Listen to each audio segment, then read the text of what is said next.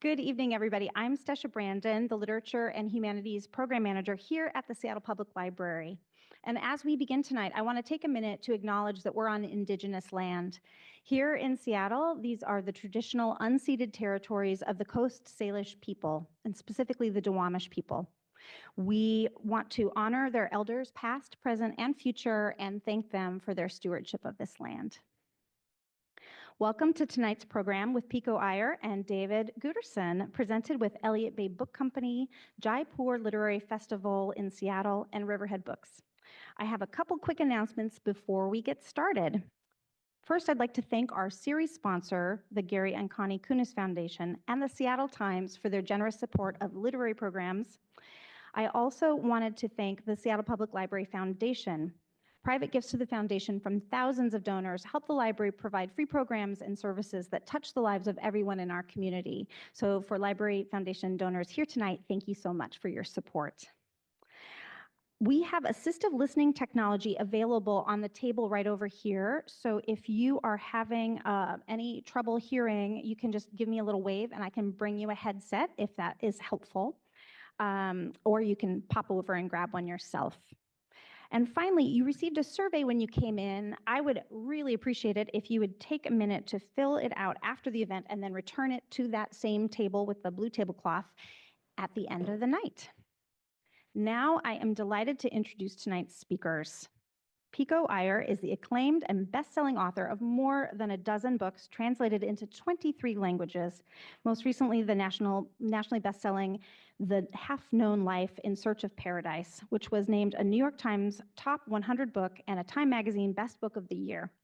His journalism regularly appears in the New York Times, the Financial Times, Harper's, and more than 250 other periodicals worldwide. His 4 TED Talks have received more than 11 million views. He divides his time between Western Japan and the central coast of California. Pico is going to appear in conversation with local luminary David Guterson. David was born and raised in Seattle and has lived in its vicinity ever since. He's the author of 12 books, including the novel Snow Falling on Cedars and the book-length poem Turnaround Time, which I think we hosted you here at the library for that. Back in 2018, something like that. Yeah. So please help me. Oh, I should say, they're going to chat a little bit about the book and other things. And then at the end of the night, both authors are going to sign. Pico will sign at the table there. That's with the white table there. And David is going to sign kind of more informally. So both folks are happy to sign your books at the end of the night. So now, please help me welcome our speakers.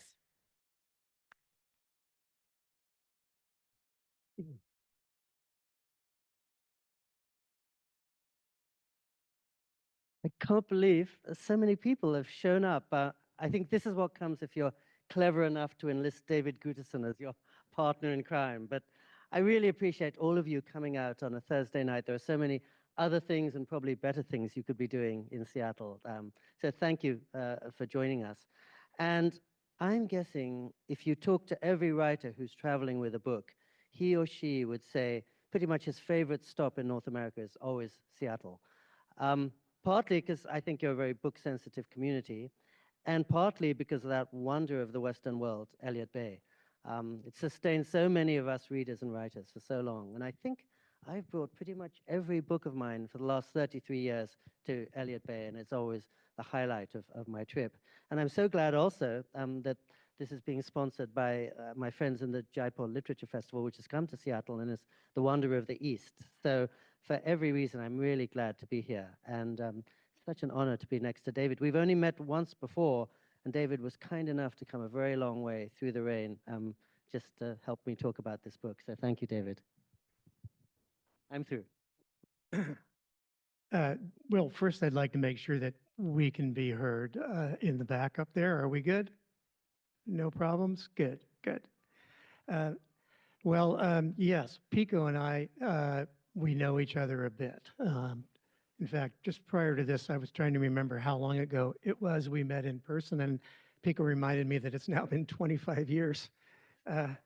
He was out this way and gracious and kind enough to come visit me at my home. We took a walk in the woods. Other than that, we've had a degree of correspondence via email, we have shared an editor over the years. So our personal relationship is, you know, really on the level of an acquaintanceship. But I think the way that we really know each other is as writers, is as readers of one another's work.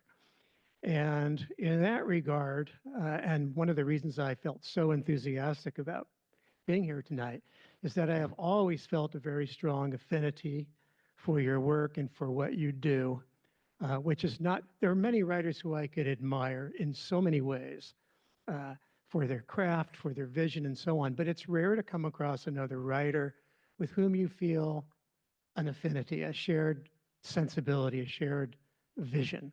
And it's a bit odd because Pico, as I'm sure you know, is very much a man of the world. He travels broadly. He is a person who's had great experience of many cultures.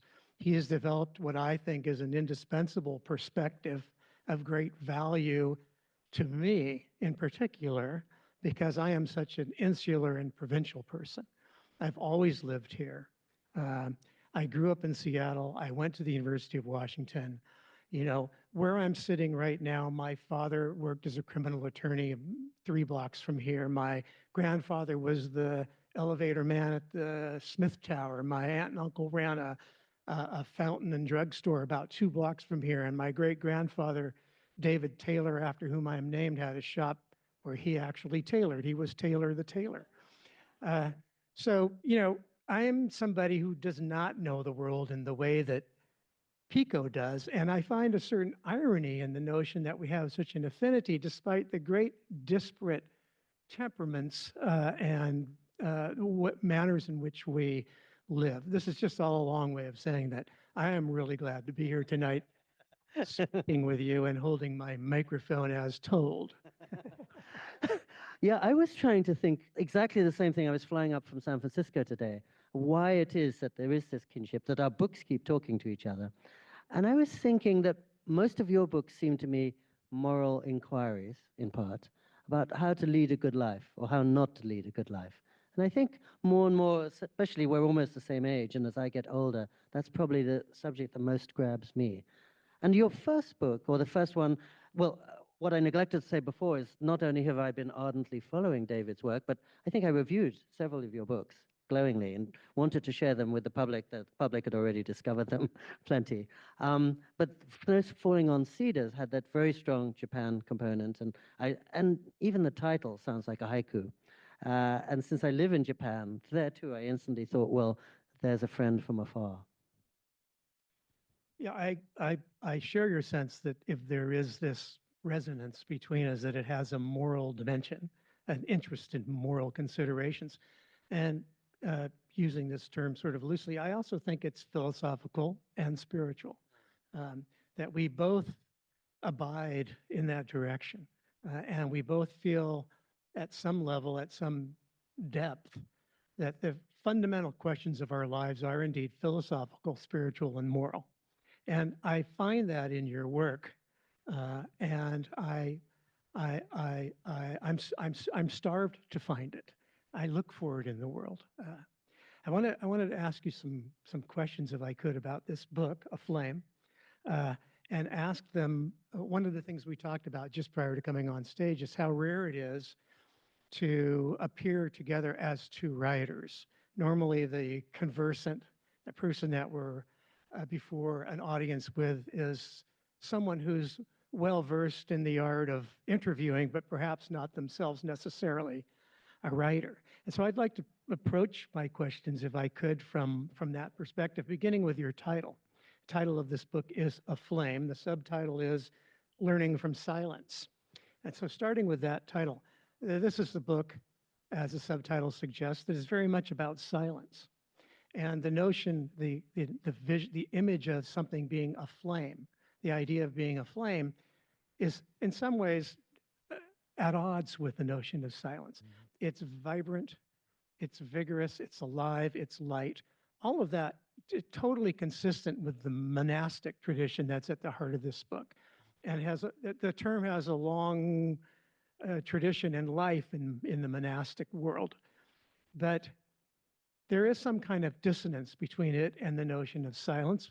And because I know you're a writer, I know that you're acutely aware of that, and we're acutely aware of that when you selected it as your title, and that the dissonance might have been intentional.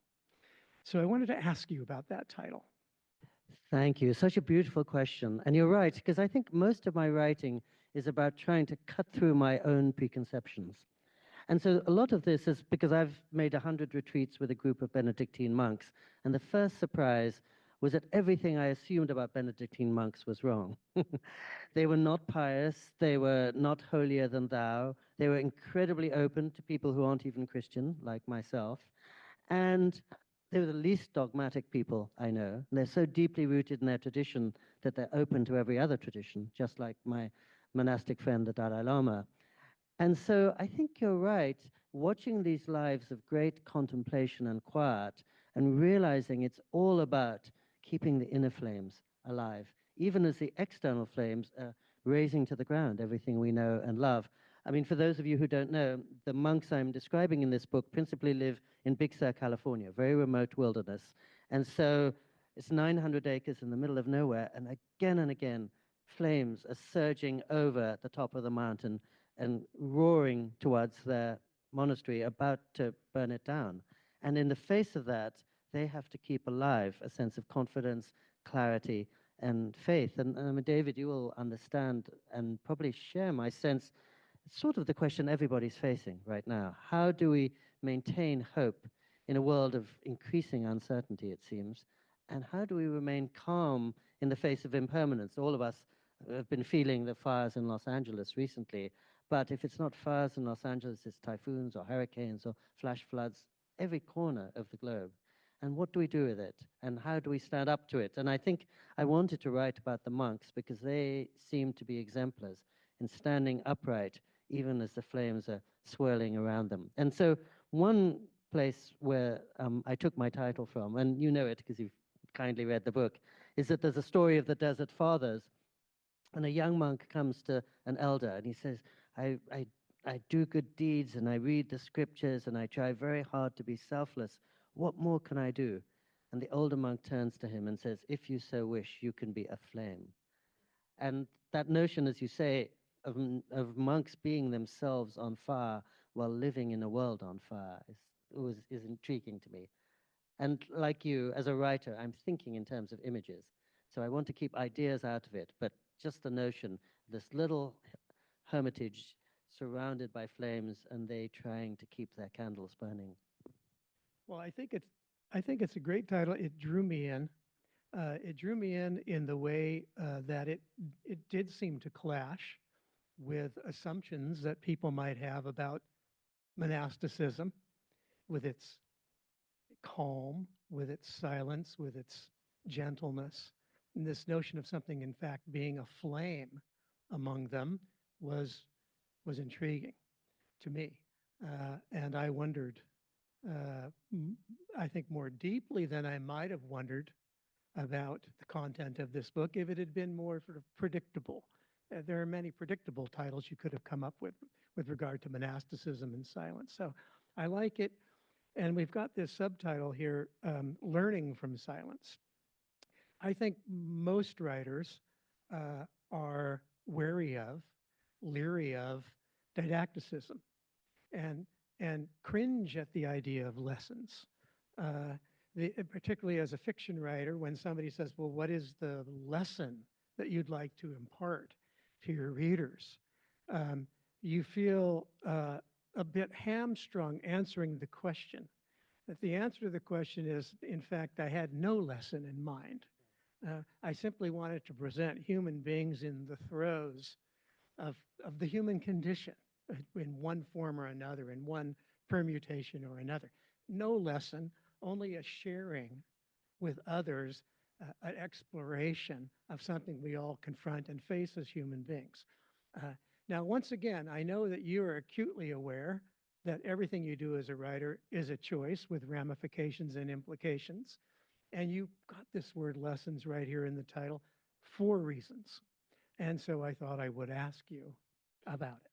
You've taken the words out of my mouth, David, because that subtitle wasn't my choice.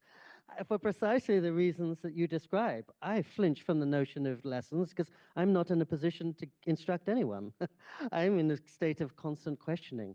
And even worse, I have a further confession, which is that my editors in London and Delhi got rid of a flame, and there the book is only called Learning from Silence. And and I think they're savvy because they know it sounds like an instructional book, and people may grab it hoping to learn something. And it's only after they've parted with their money they'll be disappointed and realize they're not going to learn a thing. I did the similar thing myself. 2 books ago, I titled one of my books A Beginner's Guide to Japan, because I knew so many people were coming to Japan. And I thought everyone who's coming to Japan is going to buy it. And then only after they buy it do they find it's written by a beginner rather than for other beginners. So I've played the same game myself. But just as you say, so I think my suggested subtitle was 100 Retreats in Silence or something like that. Not saying anything. But I'm so glad that we could have a flame because, as you rightly suggest, that to me is a suggestive, ambiguous, poetic image more than anything else. And, Snow Falling on Cedars had the same effect. As soon as you hear that title, you're drawn to a whole way of approaching the world. I think that is suggestive, and it's opening doors rather than closing. And and when I first encountered your title, Snow Falling on Cedars, it sounded to me like a haiku. And actually, this book is meant to be a series of haiku. And so it's just a series of vignettes which don't necessarily say much, but are meant to be little explosions in the reader's head to throw off things that you can take in different directions in your mind. And one of the things I love about haikus are they're very personal, but they're not about personality. A haiku will say, dusk is falling, the geese are returning home, a boat trembles in the water or something. And we all feel it, and we can sense what the author is feeling, but it's got nothing to do with who the author is. It's written by anonymous. So you got me exactly, David. I would never have a subtitle really about learning. But The Flame, I'm very glad that we could hold on to. And also, when I chose that title, I knew, unfortunately, it would be relevant almost somewhere in the world at any time. And also, for those of you who don't know, the reason I first went to a Catholic hermitage was I lost everything in the world in a forest fire too, many years ago. And I was sleeping on a friend's floor. And my friend said, come on, Pico, if you're sleeping on a floor, why don't you go up to this place up the coast? Because there you'll at least have a bed to sleep in and a desk and a private wall garden and showers and hot food, all for $30 a night. And I think had it not been for the fire, I might never have thought I wanted to go to a Benedictine hermitage. And now I can't imagine what my life would be if I hadn't. I'm sitting here thinking, well, for 10 years, I was a high school English teacher. And often it would be the case that in the course of the hour, we might only talk about the title of a book. And here we are, X amount in. And so far, we've gotten to the title. We haven't even opened the book. And you go deeper and deeper and deeper into the title, which is a whole world unto itself that is very much worth exploration and can take you to many places. And I feel the same way about acknowledgments at the beginning of a book, that the acknowledgement is part of the book. The author chose a particular acknowledgement for very particular reasons and chose to phrase it in a particular way for very particular reasons. And as you mentioned at the end of your book, where you give a formal set of acknowledgments, you mentioned that your editor was concerned about every adjective and semicolon, and you as well to the 100th power. So, okay, we get past the title of the book and we get to the dedication, again, prior to the text itself, but worthy of some discussion, I think, because it says that this book is dedicated, this book is for the monks and nuns in every tradition who have sustained so many of us visibly and invisibly through so many lifetimes with thanks and deepest admiration. And I just hope you would talk a bit about that dedication. Thank you, David. You won't be surprised to hear you're the first person to ask me that, and probably the last also. I mean, I thought you were going to bring our attention to the next page, which is the epigraph, because I'm sure, like you, I auditioned so many. All right, okay. So I'll talk about that in a second. Then we might get to the first page after that. Who knows? But so yes, thank you for drawing our attention to that, I concentrate on this community of Benedictine monks that I've grown old with, 15 monks living alone in Big Sur, California. But my sense is I'm glad that silence is in the subtitle, because the reason I concentrate on silence is it's a place beyond all divisions. It's on the far side of our ideas, on the far side of our assumptions. And when two people are joined in silence, I don't think you're noticing one is from a blue state and one is from a red state, one is Christian, one is Buddhist. You're joined in somewhere beyond our definitions. And that's what I find with monastics from every tradition, that at some level, of course, to them it's very important, the god or the tradition before which they bow. But what is involved in that bowing is very similar. And the silence on the far side of that chants is probably very similar too. And I've always been moved by a moment of silence, because when we all talk, we probably fly off in 100 directions and quickly end up in arguments. But when we're at a very serious moment, and there are, let's say, 100 of us here, and we're asked to join in a moment of silence, it's as if we're united in our deepest places. So while concentrating on a group of Benedictine monks, I really wanted to take pains to include Buddhist monks like Leonard Cohen and the Dalai Lama, to include a Zen abbess, whom I know and respect dearly, to include a Hindu nun, in order to underline the fact that none of this is particular to this place or to me or even to this tradition, but it's something available to all. It's a non-denominational thing. And many of us in this room don't have the time and resources to go off on retreat. But even if you don't, you can find something, especially in Bainbridge Island or around the Pacific Northwest, taking a long walk or just sitting silently in your home in the rain or watching the snowfall. In other words, silence sits beyond, it's not the domain of any one particular group. So I think that was part of my thinking in trying to expand it as much as possible. I talk about several lifetimes to include the fact that Buddhists and Hindus would believe literally you're being sustained by inspiration lifetime after lifetime. And Christians know that you're going through many lives between the age of 1 and 70. So were those some of the questions that you had? And is any of that an answer to them? Well, the thing I wanted to sort of open a door to here is I feel as if the first part of this for the monks and nuns in every tradition who have sustained so many of us, that's a very accessible phrase. There's no problem there for any of us sort of making sense of it. But when we come to the next part, visibly and invisibly through so many lifetimes, then we pause and we ask ourselves, what is it that Pico Iyer is getting at here? You know, what is he trying to say? Now, through so many lifetimes, well, we can run that through the filter of that you've just given us, that many religious traditions have this sense, particularly say in Buddhist or Hindu, reincarnation. But the visibly and invisibly part is the part I'd sort of like to maybe discuss or hear a bit more about. Thank you. This is why I wish every reader were a writer. I don't think many of you are going to devote as much attention as David has done and realize how much is within every syllable. So thank you. In this case, I go and stay with the monks for 2 weeks at a time, 3 weeks at a time. When the retreat house is full, they actually invite me to live with them for a long time. So they're sustaining me, they're feeding me, they're giving me shelter. They took me in when I was, as it were, homeless. But even as I'm sitting in Washington, or even when I'm living in Japan, they're sustaining me with their example of moral courage, fearlessness, and devotion. When I go on retreat, it's heaven for me, because as a writer, I love being alone, and what's not to love sitting in a little cell above the radiant ocean in Big Sur, California, with no rules, free to do anything you want or free to do nothing at all.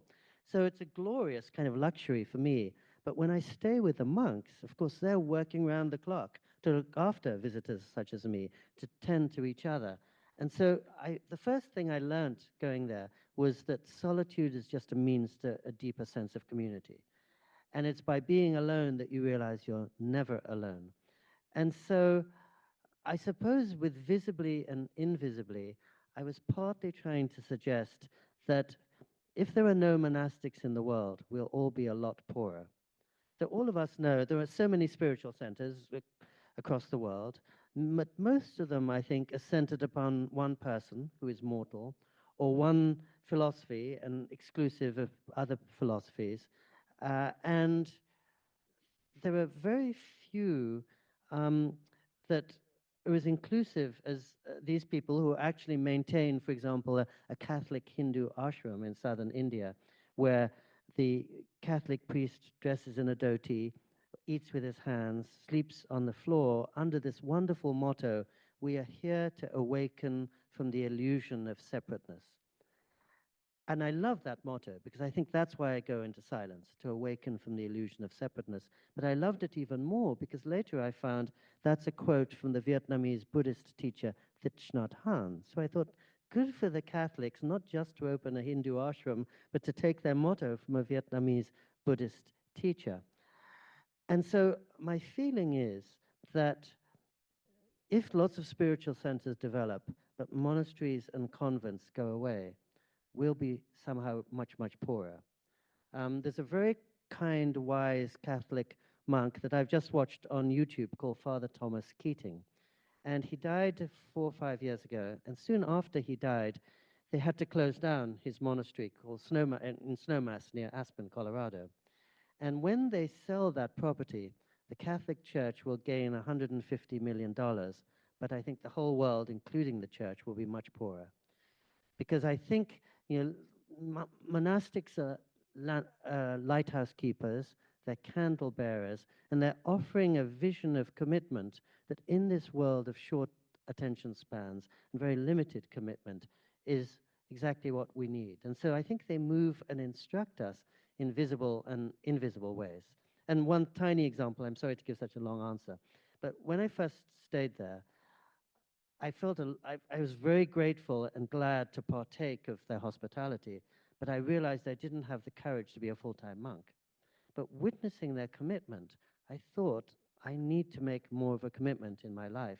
So it was being in solitude and watching the monks that actually made me get married.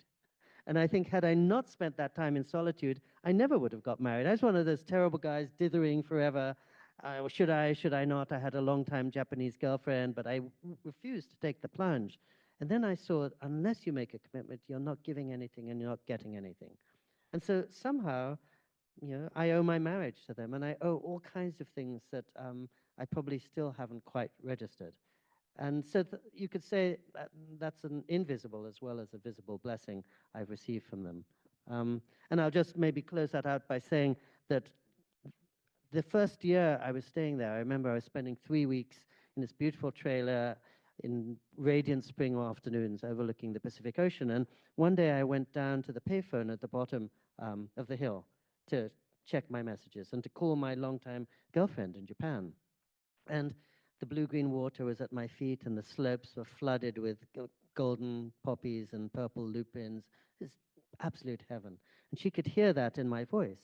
And she suddenly said to me, I'm never worried that you will find another woman, because if you do, I can be more excellent. But she said, how can I compete with a temple? And that sentence just went through me so deeply that a few weeks later, I flew across the world and started living with her and her 2 small kids in the tiny 2-room apartment in the middle of nowhere that we've shared now for 32 years, paying $500 a month in rent and living pretty much like students. But I realized I needed to make that commitment. And I tell that story partly because 30 years later, once she had stopped working, she actually came to visit the monastery. And being Japanese and absolutely ready to embrace everyone, I took her to a service there, and she took communion, though she's Buddhist. And then I had to sheepishly follow. And at the end of the service, one monk after the other came up to her, and they were just so warm and embracing and hospitable. They'd say, we thought you never existed. We've known Pico for 30 years, but we just thought you were a fiction. We never imagined that we'd actually get to meet you. And they were so kind to her that at the end of the service, we walked outside, and she turned to me, and you know this because you've read the book, and she said, Pico, I've known you all these 30 years. I always thought you were an only child, but now I see you have all these brothers. And she didn't even know that brothers is the word that we use for monks. She just sensed these were my homies. These were people who'd liberated me and and my kin in some ways. So it's a long answer, but these are some of the ways in which visibly and invisibly I've been sustained by them. Thank you for noticing that. No one else will, David. Thank you. Well, with that, we can turn the page The epigraph. to the epigraph, which is from Emily Dickinson.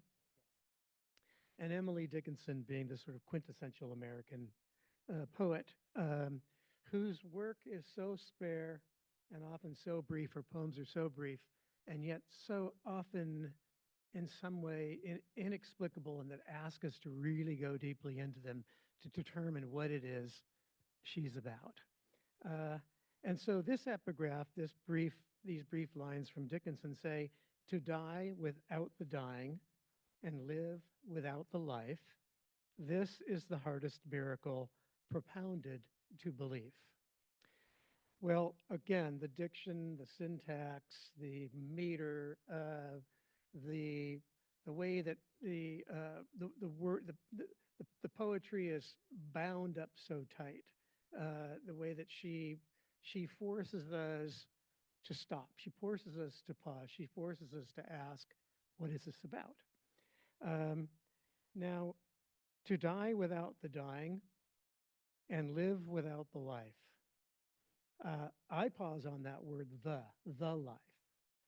To die without the dying and live without the life is for me the sort of question that Dickinson commonly raises for me, where I pause and ask, why that word the? And again, because I know you're a writer and because I know you agonize over every word and make your choices very carefully, you too have thought about that word. You too have thought about all the lines in this epigraph and know how they associate to your larger considerations and concerns in this book. And so, again, I'm just asking you to perhaps speak to this epigraph. Thank you, David. Well, I mentioned before haiku, and I think Emily Dickinson is the closest to a haiku writer that we have in the English language because, as you know, her poems are very short and extremely enigmatic. And that's the other thing I like about her. She can't be reduced to explanations, just as you were saying. She's unknowable. And you can't begin to pin one of her poems down. And even if you begin to, the next one will contradict it. I think she wonderfully says, we believe and disbelieve 1,000 times an hour or 100 times an hour. And so you can't even say, is she a believer or not? Another reason I wanted to have her there is that I quote a lot of writers in this book, but they're all saying exactly the same thing a monk would or a nun would, but none of them are associated with religion. Camus, Henry Miller, Henry David Thoreau, the Jewish woman Etty Hillesum. So again, it's a way of saying that something of what monastics enjoy is available to all of us. You don't have to be part of a religion, though maybe you would gain a lot if you were. But even an Emily Dickinson is coming to exactly the kind of wisdom that any contemplative would, I think. And of course, she lived a more monastic life than any monk or nun. She spent 26 years without leaving her room and in great isolation. And the power and the mystery of Emily Dickinson is she's sitting alone in her room and terror is coming and passion and light and dark and fear and eternity and Jesus and the absence of Jesus. And it's all there. I mean, it's essentially the inner landscape, but it's an inner landscape that can never be exhausted or mapped. And I mean, I think you said it exactly as I would say it, which is that she's about the unknowable. And that's the realm in which we exist. So I'm going to ask you a question, but I will admit that with every book, I audition lots and lots and lots of epigraphs. And I have one, and I'm so happy about it, and then I throw it out in another one. And then it's a perfect epigraph, but it's from a writer I don't like, so out it goes. And then I decide I have to get one from Emily Dickinson, but it's hard because I could quote the whole of Emily Dickinson. How can I just use one page? I'd want 1,800 pages of Emily Dickinson or Thoreau or whatever. And before I ask you the question, I'll just complete my answer, which is to live without the life, to die without dying, and to live without the life. One reason why I selected that is that, of course, monks die before they die. They die to the world. They sometimes, in certain orders, literally lie down like corpses to represent they're ending the world they knew, and they're entering a new life, they're entering a new name, and they're saying goodbye to almost everything. And Sufis actually talk about dying before the dying. So that's part of what I meant. I also meant that I go to monks. I first visited monks to learn how to live. And then I realized I was learning from them how to love. And then I really learned that I was learning from them how to die. Because in every tradition, let's say Buddhist or Christian, there's the skull on the desk. There's a sense we don't have forever. And monks know how to live so well because they're aware that our lives could end at any moment. And since they take nothing for granted, they give all themselves to their life because they're thinking constantly about death and preparing for death. And the sentence about living without, is it living without the life? To die without the dying and live without the life. Yes, so one of the things I had in mind in Live Without the Life is not just that they're giving up life in the regular world, but T.S. Eliot spoke beautifully about where is the life we've lost in living. In other words, all of us have this sense that there's something more than the world we see, something more than just walking down the street and taking care of our everyday activities. There's some lost part in ourself that is connected to something deeper or some further truth. And we're incomplete unless we claim it. And that's exactly what monastics are trying to do, to connect themselves with a deeper truth far beyond them. And so that's one of the reasons why the notion of living without the life was fascinating to me. Do you audition epigraphs as rigorously as I do, probably? Do you agonize over which ones you finally select?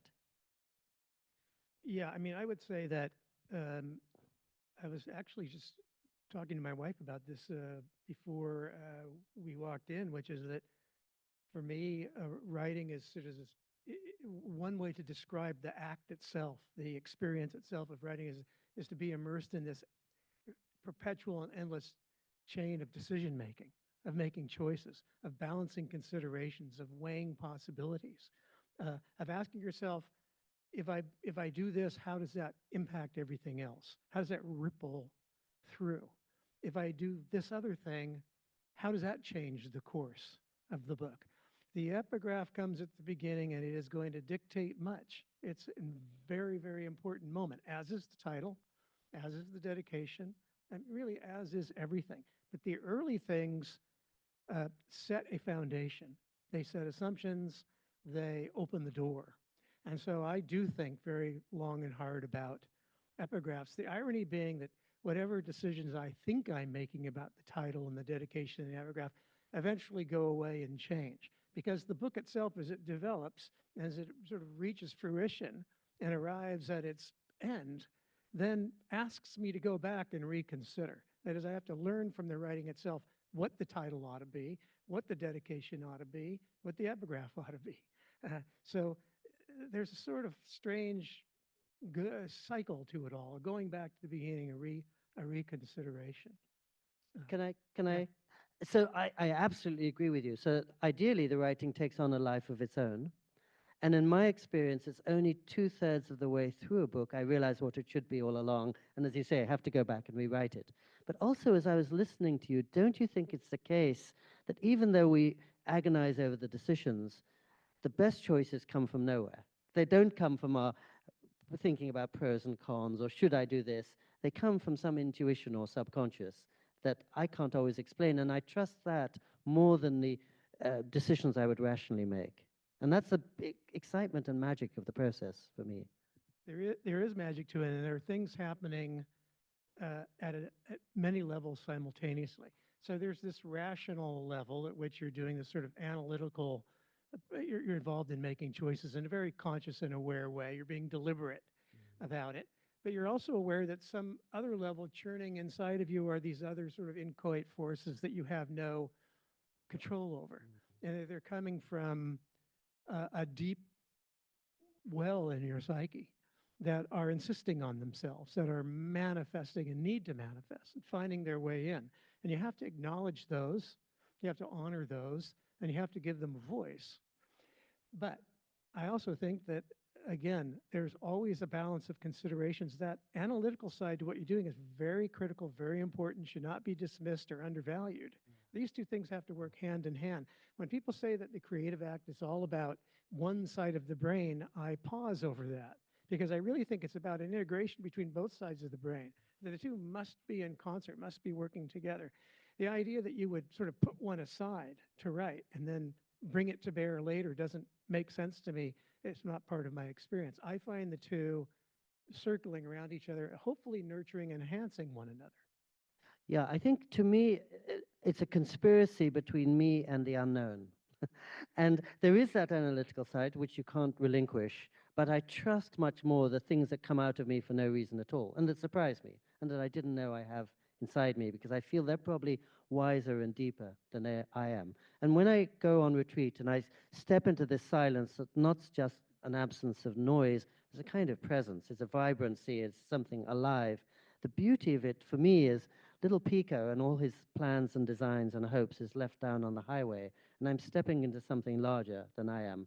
And when I write, when I'm on retreat, it just comes through me.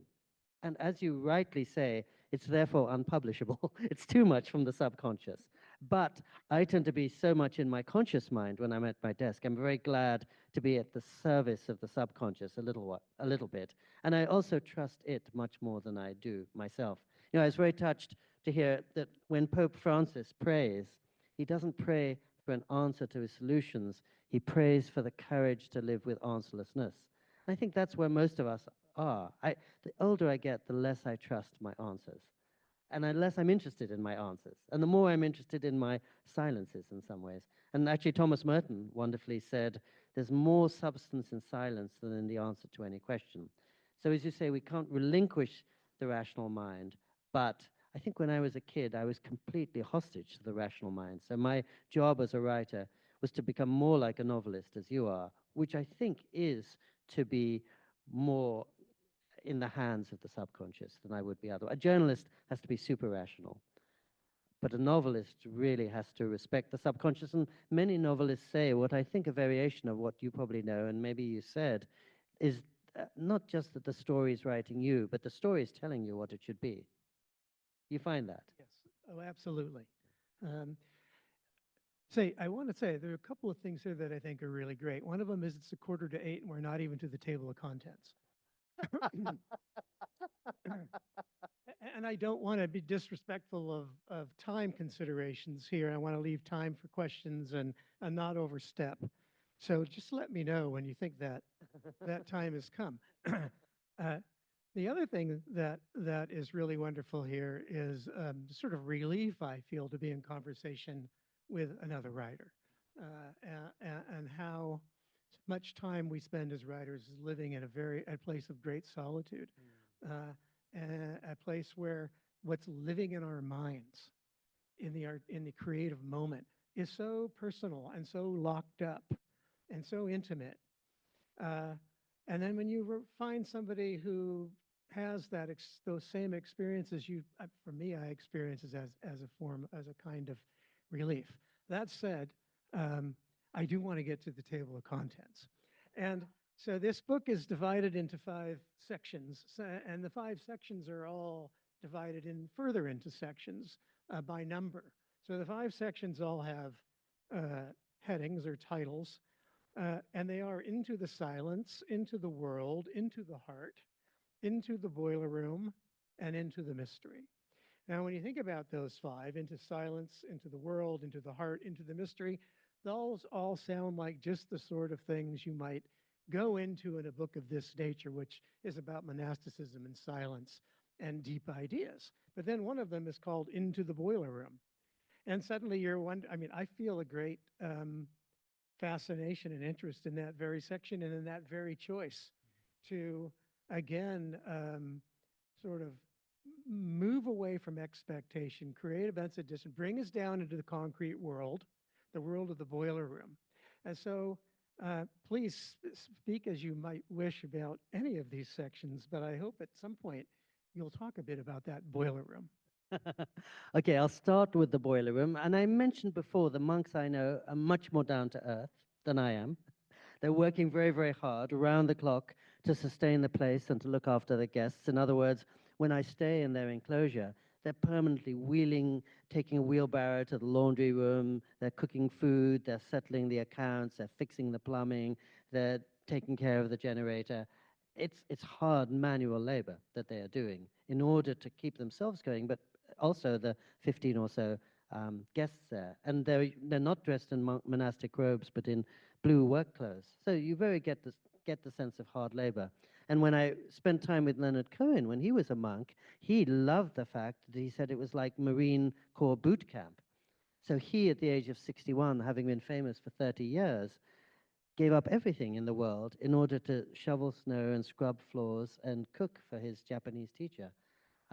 So in a way, he's giving up words, he's giving up a career, he's giving up abstractions, and he's just giving himself not only to service and to being an anonymous grunt, but to action. And again, action unites us even when beliefs do not. Into the world, which is maybe the other, as you say, surprising one, is first that monks are working so hard and praying so hard in order to give something to the rest of the world. They're not running away from us, but they're running towards something so that they can share much more with all of us who are not part of their community. And for example, when I do mention the Dalai Lama, I think the particular blessing of this Dalai Lama's life is he's never really been off on a mountaintop or sequestered behind a monastery. He's always in the White House, in the European Parliament, on the streets of New York City or Calcutta where people are suffering. And it's almost as if he's an emergency room physician, which I think of my monk friends are too in some ways, dealing with people in acute need. And that's very moving and inspiring too. And because I've spent a lot of time with the Dalai Lama, one interesting thing he often says is that he thinks, as you probably know, that Tibetans have a great advantage because for centuries they've lived behind the highest mountains on earth in great seclusion. And he says, therefore, they've really been able to deepen their meditation practice in a way that's not available to most of us. But he says when it comes to caring for the poor and oppressed and social justice, he tells his Tibetan monks to learn from their Christian brothers and sisters because he feels that the Christian tradition is very, very strong there and much stronger because it's much closer to the world. So I guess a monk, by definition, is someone who can never forget entirely about the world. And those of us who are lay people, I feel, should never forget about silence, solitude, and the aspects of the monastic life that we have access to as well. It's the beginning of an answer. Okay, I think I'll just bring up one more thing, and then we should have, I hope, plenty of time for questions from the audience. So this is a lovely and beautiful book for many reasons. And one of them is that it works its magic by presenting the material as a series of fragments which occur between space breaks. Some of them very short, a sentence or two sentences, some of them part of a page, some of them a bit longer, but a series of fragments that are not necessarily related in the sense of a continuity, of a rational continuity or an intellectual continuity, the sort of things that you might expect from, a scholarly paper, which is supposed to proceed in a comprehensible fashion. No, you find yourself feeling something disassociative happening. That you read one of these fragments and the next one starts in an entirely different place, maybe a different place in space, maybe a different place in time, but you really have no idea where you've gone to. And it forces you to read the text in a particular way, which is a very shrewd choice on your part to put your reader in that position. So I wanted to ask you a bit to talk about that choice, to write in this fragmented and disassociative way in this book. So I think it's meant to be, as you intuited, but many might not, a series of parables. And my feeling is that every episode I highlight happens to take place at a certain time involving certain people, but it's something any of us could relate to. It speaks for some archetypal encounter with the world or with mystery or with another person. And I also wanted to take out all the dates and the geographical place names to give it this out of time space, because my prejudice is that more and more of us are captive to the moment. We're keeping up with what happened 6 seconds ago. CNN is giving us a news break. Someone else is sending a new Twitter update. There's a notification from United Airlines. All of that is keeping us completely hostage in right now. And we lose the sense of a larger picture. We lose the sense of eternity. And we find ourselves killing time instead of restoring time. And I thought one thing that maybe I could try to do as a writer was free the poor reader from the furious acceleration of the world and bring her back to something slower, more human, and allow her to move at a human pace. Because I think we're living at the speed of light now rather than the speed of life. And I don't think humans were ever designed to live at a pace determined by machines. And if we tried to do that, the only way we could succeed is by being machines ourselves. So deliberately slow, deliberately um, unconnected to what you will see in the New York Times or on CNN, but also not sound bites and not the sort of fractured fragmentation that is so much of our lives now. You know, to this day, I've never used a cell phone because I don't want my day and my mind to be cut up. And so in this case, I'm trying to extend the reader's attention span and move her back to something maybe she's longing for, but has forgotten how to get to, like taking a long walk in the woods instead of driving through rush hour traffic. So I think that's part of what was involved. I mean, I could go on much longer. And the beauty of living in a very simple, uncluttered space is that everything seems to belong to the world of myth. When I walk along the monastery road and I see a person with a monk rounding a bend, and somebody else sitting on the grass writing in her journal, and somebody else walking towards the sun and becoming sort of figure robed in golden light. The beauty of that is it takes me away from the ordinary life and from my ordinary way of thinking and releases me to something beyond. You probably know that the Greeks have two words for time. One is chronos, which is the time of the calendar and the clock, and the other is kairos, which is the sacred time, which is at some level, I think, what all of us are seeking. When you fall in love, when you have a moment of wonder, when you step onto a terrace in Tibet under 12,000 feet under cobalt skies, when you're terrified and stuck in a forest fire, you're out of the world of time and you're into something much larger and more mysterious.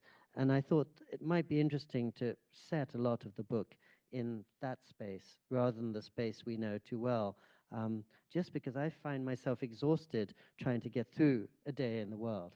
And I know I'm hungering for release from that, and I'm hoping that others might be too. Thank you, Pico, for the conversation, and I hope we're able to have many more Yeah. in the future. But I think it would be good now, perhaps, to open questions from the audience. We Oh, have good. one Very quick here one. down in the front. This was lovely. Thank you. I was just wondering if the monks have had an opportunity to read the book or parts of the book, and if you received any feedback. Sorry, my hearing is so bad, I couldn't quite catch that, or maybe it's the mic. If the monks have had a chance to read the book or parts of it, and what the feedback was to you. Thank you very much. Yes, it's such a good question. And when I completed the manuscript, I was very shy and worried because I didn't want to presume upon their anonymity. I didn't want to get things wrong or distort their lives. And I didn't want to be indiscreet because they have pledged themselves to a life of great privacy. And I didn't want to bring their secrets into the world. And one of the things I do quite a lot as the book progresses is that monks will come to my little cell and share with me their doubts and fears and frustrations, because it's not an easy life. They are sitting in their cell with nowhere to run and nowhere to hide. And it's not just 40 days in the wilderness, it's 40 years in the wilderness. And some of them have gone and followed that life because they've come into contact with God, and then God disappears. And when they make a vow of obedience, they're not just obeying God or obeying the prior, but they're obeying every other member of the community, many of whom are people they would never otherwise choose to live with.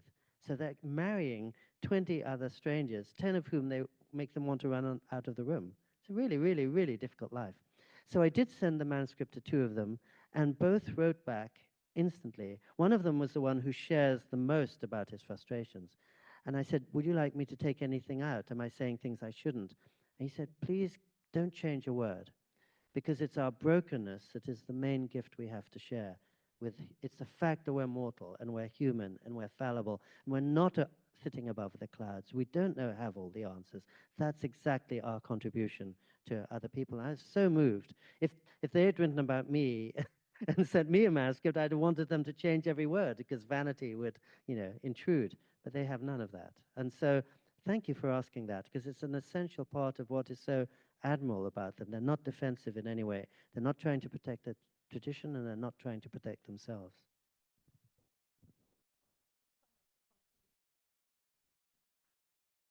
It's a very strict, what are the frustrations for those of you who didn't hear? It's a very strict regimen.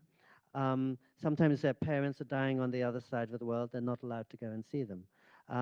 Sometimes there are great restrictions about the body, and one of the monks says, you know, he likes he likes to go naked. He likes to feel the grass under his feet. He feels that the Catholic Church in certain ways is very repressed, and he said that to me. And he said that some of the monks, these old monks, are totally out of touch with their body, and that's a great loss. And I think a lot of it is, I mean, I wouldn't have the courage to live with 20 other people day in, day out for 50 years. Not all, as I said, none of whom I'd chosen, really, to live with. So I think their frustrations are abundant. And I think the church, in that instance, does a very good job of keeping constant vigil over them. And so, for example, my monks formerly were never allowed to leave the monastery, could only receive letters 4 times a year, weren't even allowed to see visitors, and prayed behind a barrier. And then Rome came and said, this is too extreme. This austerity is taking you away from humanity, not bringing you closer. So loosened them up a lot. But it's always watching, as a parent does maybe, to see if more strictness or more relaxation is required. Thank you for that question. Other questions? Oh, we have one here. This is in reference to your wife being scared that you might become a monk. What brings you back to the regular world from a monastic world? Or to flip the question, what would make you go there for good? Well, luckily, I've written out that option. When I was a boy, I felt a very strong longing. Every time I entered a monastery or a convent, the way some people feel a longing if they see a beautiful person or if they see a strawberry cheesecake, I felt that longing when I entered that silence. So it is perhaps a course I might have followed, and now I know I won't. But the other part of your question reminds me it's really difficult to leave the place.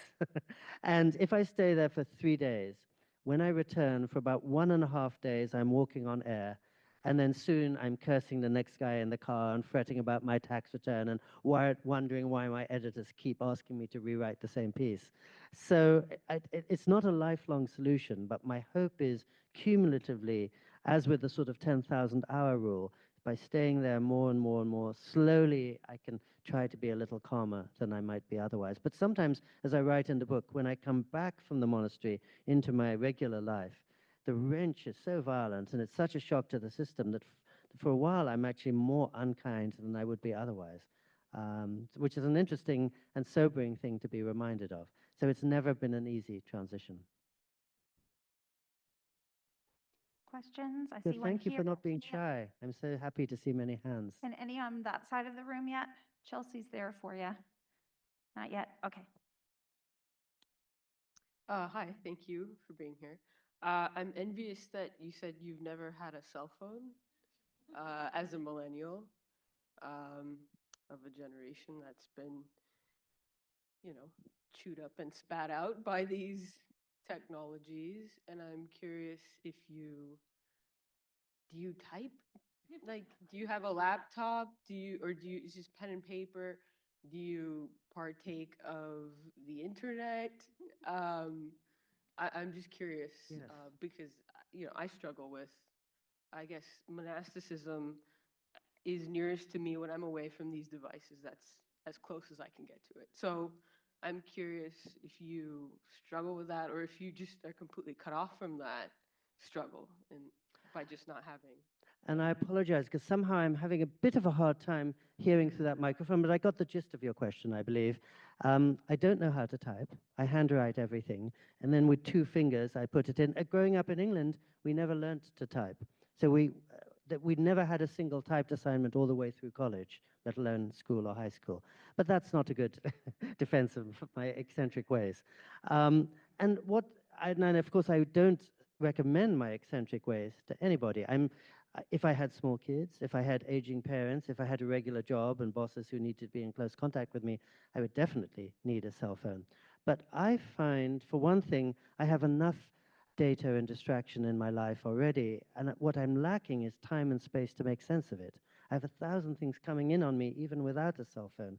And what I really need is to walk away from them just to see which is trifling and which is essential. Um, and I noticed I recently had two cousins from India visiting me in Japan, and in places like India, the cell phone has transformed everybody's life for the better. And when I go to Ethiopia or Bolivia or whatever, I see what wonderful things it's done. It's suddenly liberated people who were really cut off from the world. But I live mostly in Japan and sometimes in California, which are relatively comfortable, developed places. And I feel that there's no shortage of information in my life, but actually too much information. And that when I began writing, I felt we were all hungering for information because in 1982, we couldn't see what Tibet looked like very easily. And now I think we're hungering for freedom from information. And technology has given us everything except a sense of how to make wise, discerning use of technology. You know, I spent most of yesterday at Apple Computers in Cupertino, and as you probably know, there, the ones who are at the heart of the technological revolution are the ones who maintain an internet Sabbath and practice digital detox and realize it's only by going offline that they'll have anything fresh and creative to offer online. So it's never anything that I recommend somebody else do as I do, but I've found it's conducive to my work, which needs a lot of concentration and very little distraction. And I don't want my mind and my day to be cut off into little pieces. I want as much as possible to to be in one place and to be as present as I can, because my definition of happiness is absorption. I find most of us are most happy when we're completely lost in something and when we forget where we are and who we are and lose all sense of time, whether you're in love or whether you're deeply involved in a project or whether you're watching a concert. It's those moments I find that I'm happiest. And it's the moments when something might be vibrating in my pocket and suddenly 11 emails are coming in that I'm least happy and most scattered. So it's a sort of selfish choice. But I feel that luxury is defined not by what you have, but by what you don't need. And so in our little two-room apartment, we try to live quite simply. We don't have a car, which means 1,000 things not to think about, 1,000 things not to worry about. But I know it's an eccentric choice that wouldn't work for most people. Okay, we have one up here. Chelsea's going to walk up to you. If you don't mind sharing, what are your dreams like? And are they different? What are my dreams about? Yeah, what are your dreams like? And are they different if you're at the monastery? What a question. Thank you. For a while, I think in my 20s, I kept a dream journal. And I stopped because it meant I never slept well enough. And my dream life was very rich and recorded, but my regular life couldn't be recorded because I was too knackered when I woke up. And so I stopped that. And so I know that when I kept that, I would dream something in November and it would happen the following April. And I know that would put me in tune with exactly the subconscious that David and I, especially I, were talking about. Um, and and one of the reasons this book is called A Flame is that Carl Jung, the great master of dream analysis, said the difference between a good life and a bad life is how you walk through the fire. But these days, I feel that at my desk, when I sit there for 5 hours with my pen and paper, with a computer actually in the next room, I do have a laptop, by the way, to answer the other part of your question. And since somebody from my publishers is here and is probably always at the mercy of the fact I don't have a cell phone. She's glad that I have a laptop and communicate occasionally. But since I'm spending 5 hours every day at my desk, I feel I'm already sort of engaging with that part of my mind enough, and I don't want to spend more time on my dreams. Somebody asked me the other day, and many people probably ask this, do you have inspirations in the middle of the night? So I'm one of those people who always keeps, you may do this too, I keep a notebook by my bed, and I scribble things down at 2 in the morning without even turning on the light, because they're so brilliant. But when I wake up at 7 in the morning, they're not brilliant at all. Not one of them has ever withstood the light of day. So yes, sorry, that's a very inadequate answer, but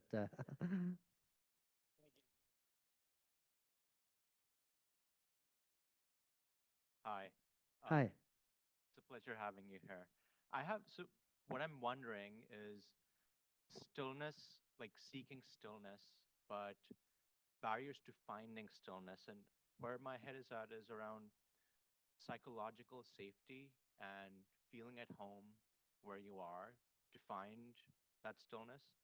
Uh, how do you come to terms with people who might be stuck in, say, a fight or flight mode, who are running and not centered in their lives before they can get to the point of finding stillness and finding their heart? Does that make sense? But yeah, that's what I was curious about. That's an incredibly good question and pertinent one. Thank you. Um, so sometimes when I go to this beautiful, quiet trailer above the Pacific Ocean, suddenly one of these torrential winter storms breaks out, and the rain beats all night on the roof, and the wind shakes the flimsy wooden foundations of this little structure. And I look outside, and I can't see any light and no sign of human habitation, just fog. And I realized just to get a carton of milk, I'm going to have to walk through the storm, and I don't know if I'll come back. And there were mountain lions in the area and all kinds of dangers. It's really, really terrifying and lonely. And it really is like 40 days and nights in the wilderness. And just as you say, if you're alone in a cell with nothing but your thoughts are often demons, shadows, traumas. All of that comes up. And that's one reason I respect the monks so much, because they're living on intimate terms with their shadows and with their demons. But in my case, I always feel the demons will be there, whether I like it or not. And I would rather face them in that relatively safe, protected environment than when driving down the freeway or answering emails or when I'm not present. And if there's any place to come to terms with the difficult moments in one's life, I feel it's in that kind of relatively protected silence. I remember at one point, my father suddenly was taken into the hospital and died. And so I'm an only child. It was the busiest time in my life. I had to look after my mother, and I had to write the obituary and plan the memorial and answer the condolence calls and inform friends and family around the globe. But one day, when I knew that my mother was well taken care of, I thought the only thing to do is drive 3.5 hours north and just sit in that monastic silence on a bench overlooking the sea and hear the bells tolling and look at the sea and hear this bird song and be reminded of all these things that outlast us. You know, I'm not going to be around forever, but they will be around for a long, long time. And seeing those elements that have a degree of permanence, for me, made impermanence less scary and made death less scary. And so at that very difficult grieving moment in my life, I personally did find the silence was excellent medicine. And probably the main reason I wrote this book was the way that sometimes I'll find, Tylenol extra strength, and I'll tell my friends, oh, this is really good if you've got a headache. So I found this has worked very well for me, though maybe it wouldn't for everyone. We have time for just one more question. Yes? Okay, one last question here. Thank you both for being here. And this is, I think, a question for both of you. So one of you has never left Seattle, as I understand it, has just lived here your whole life. And one of you has been all over the world, lives in Japan, Central California, has written about Kathmandu and Bolivia and everywhere. I'm wondering how the way that you deal with place affects who you are and how you write. So I will answer it first because I want David to have the last word. And I will say that these divisions are never as absolute as they seem. So I have spent a lot of the last 33 years just sitting in this hermitage in a little trailer. And as I said, the last 32 years in a 2-room apartment. And every now and then I'll take a trip for 10 days. And then I'll go back to my home for the next 355 days. But a reader will just see me writing about those 10 days and imagine I'm whirling around the ground. So as a writer, I really have to be in one place. And I think David has traveled much more than he admitted to, even though he's remained very rooted, in the rootedness that I envy. But just before I hand it over to David, I'm sure many of you have read his book, East of the Mountains.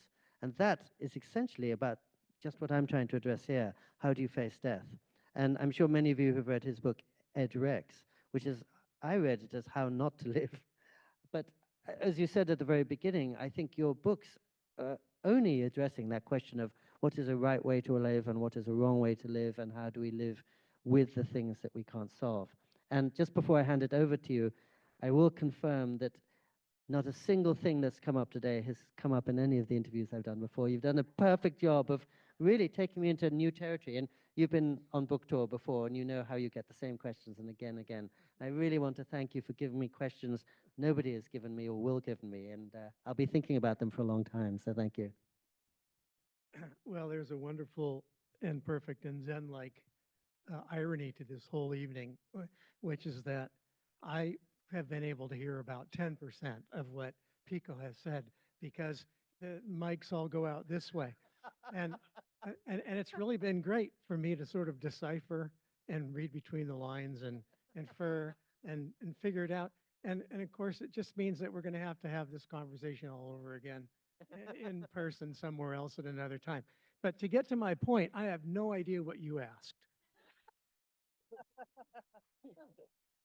Serious. So what your question want- was about Do you want me to place. tell you? Yeah, but Oh, don't but you use the can't hear mic. me anyway. Don't use the mic. Just tell me. I've been able to hear you really well. What's going on? So he was working with your initial premise that you spent your whole life in Seattle, and I travel hither and thither. And does that make us who we are? Okay. So place and identity, place and a sense of self. It's a difficult question for me because I do feel very, very rooted in place. As I said at the beginning, you know, I can remember a great uncle telling me, well, I was here when the Great Seattle Fire happened. You know, that was 1889 or something. There's this sort of long, continuous sense of place and a sense of not really being connected to any other place in the world. I go to other places in the world. I always feel foreign. I always feel like I want to come home. And as I said earlier, one of the things I really appreciate about Pico is this perspective. Like the other day, I was listening to, in preparation for tonight, listening to Pico an interview with somebody else. And he was offering a perspective on other places in the world that I simply don't have. And in particular, how America is viewed in other places in the world, which I simply don't have. I don't have that kind of perspective.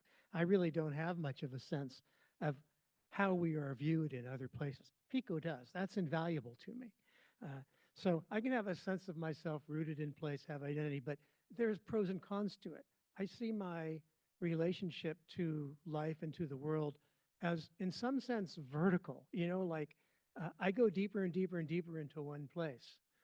And yours is much more horizontal. Yours is broad and widespread. And it's a very useful perspective for me to have access to in all of your work, for which I deeply thank you. It's made a difference in my life. Yeah, Thank you. Could you hear the thank you? sort of.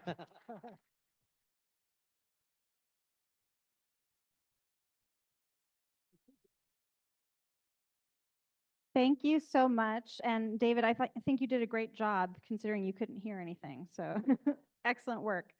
Thanks to everybody for being here tonight. I just want to give you two little tips about where the signing is going to happen. Pico will sit at the table there, the white table, and the line will go in front of these chairs and in front of the podium and so forth. And David is going to hang out maybe kind of where those seats are, and he'll have a little Sharpie if you want to get a book signed by him. I just wanted to take one more second to thank our partners at Elliott Bay Book Company and the Jaipur Literary Festival in Seattle. And they have Kavita, where are you in the crowd? Oh, so Kavita's raising her hand. So if you want to hear a little bit more about Jaipur Literary Festival here in Seattle, you can talk to Kavita. And thanks to our friends at Riverhead Books, who are also in the room. Hi. I also want to thank our sponsors, the Gary and Connie Kunis Foundation, the Seattle Times, and the Seattle Public Library Foundation. And thanks, of course, to all of you for being here tonight. We will see you next time, and good night.